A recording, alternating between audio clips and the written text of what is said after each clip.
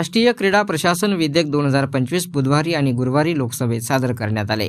केंद्रीय क्रीडा मंत्री मनसुख मांडवीय यांनी सदर विधेयक सादर केले। भारतीय खेळांमध्ये पारदर्शकता, जबाबदारी आणि चांगल्या प्रशासनाच्या दिशेनं हे मोठे पाऊल ठरणार आहे।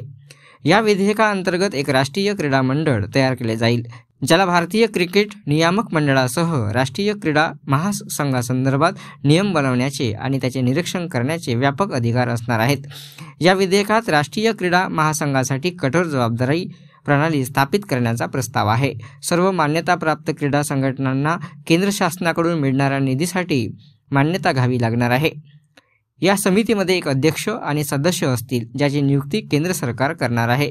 या लोकांना सार्वजनिक प्रशासन, क्रीडा प्रशासन, क्रीडा कायदा आणि संबंधित क्षेत्रात विशेष ज्ञान आणि अनुभव असणे आवश्यक राहील। त्याची नियुक्ती एका समितीच्या शिफारशीद्वारे केली जाणार आहे।